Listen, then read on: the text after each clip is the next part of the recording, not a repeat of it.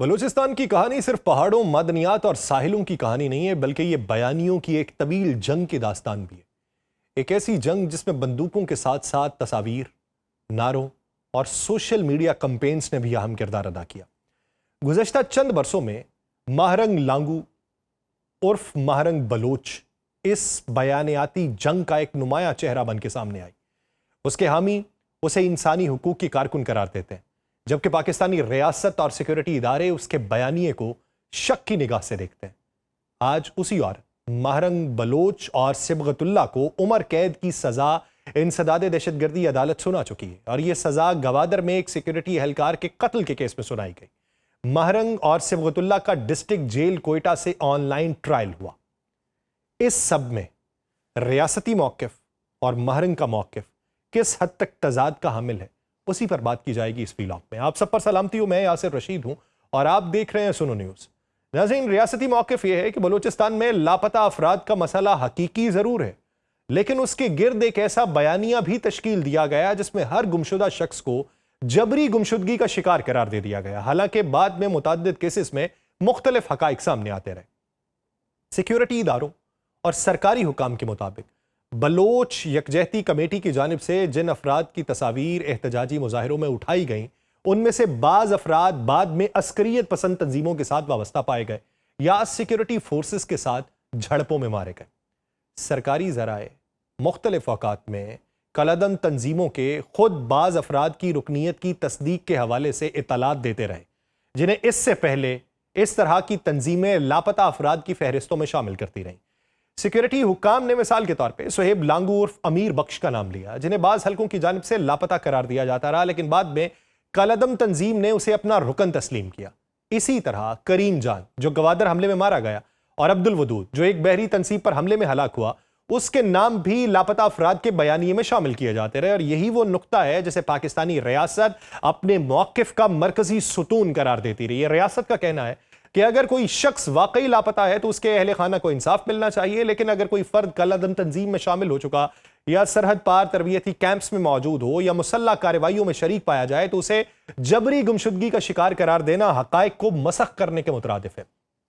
اور پاکستانی ریاست کے مطابق بلوچستان میں سرگرم عسکریت پسند تنظیمیں نوجوانوں کی بھرتی کے لیے ہمدردی اور مظلومیت کے بیانیے کو استعمال کرتی ہیں، جبکہ سوشل میڈیا کمپینز اس نیریٹو کو عالمی سطح تک پہنچانے کا ذریعہ بنتی ہیں۔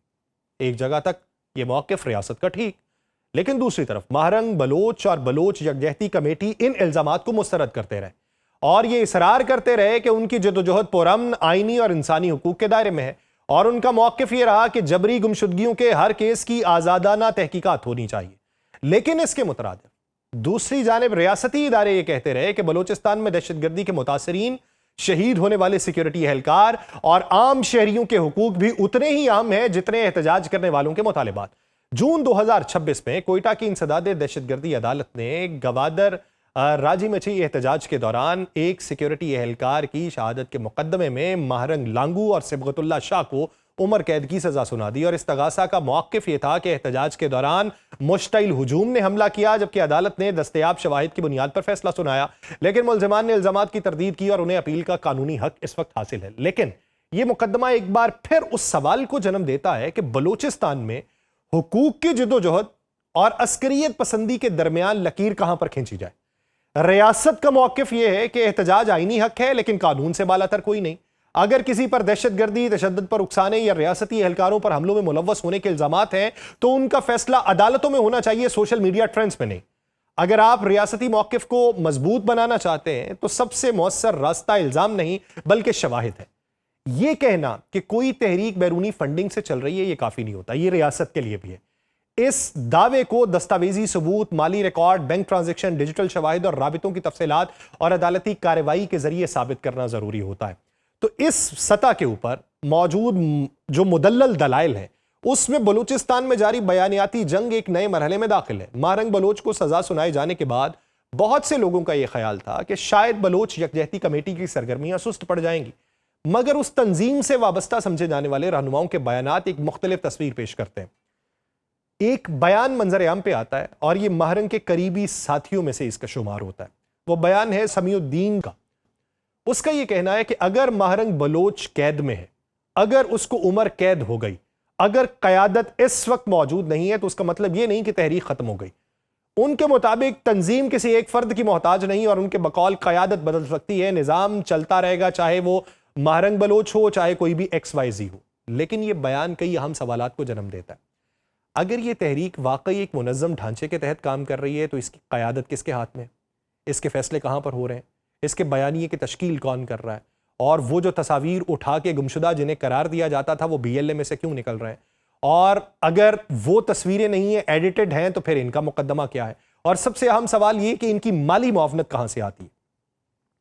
پاکستان کے معتبر جو سیکیورٹی ذرائع ہیں وہ بھی اور ریاست بھی کئی برسوں سے یہ موقف اختیار کرتے رہے کہ بلوچستان میں بعض ریاست مخالف سرگرمیوں کو بیرون ملک سے مالی اور ابلاغی حمایت حاصل ہے۔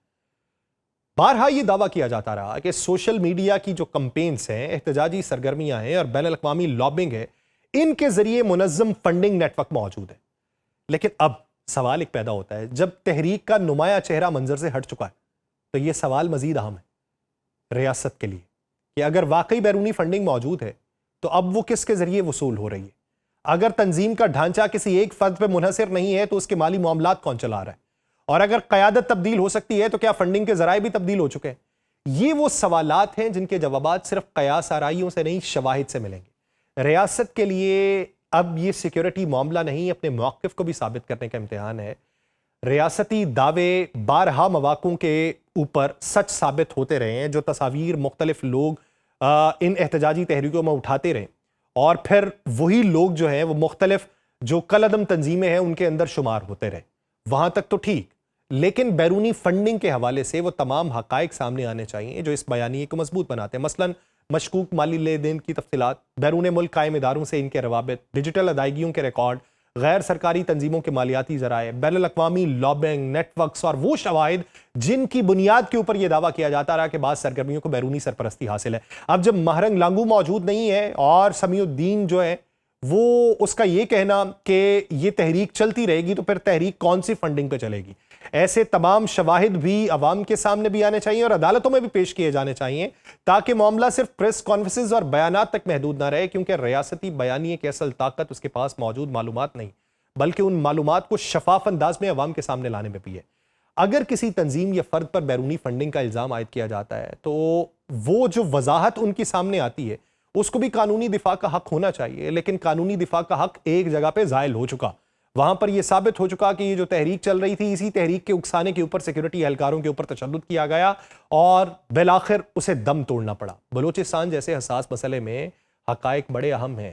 یہ جنگ صرف پہاڑوں میں نہیں لڑی جا رہی، یہ جنگ سوشل میڈیا کی سکرینز، بین الاقوامی فورمز، انسانی حقوق کی رپورٹس اور عوامی رائے کے میدان میں بھی جاری ہے۔ اور بیانیوں کی اس جنگ میں فتح صرف اس فریق کی ہوگی جو اپنے دعووں کو ناقابل تردید شواہد سے ثابت کر سکے، یا اس کی ہوگی جس کے لاشیں زیادہ اٹھ رہے ہیں۔ تو وہ لاشیں کس کے اٹھ رہے ہیں؟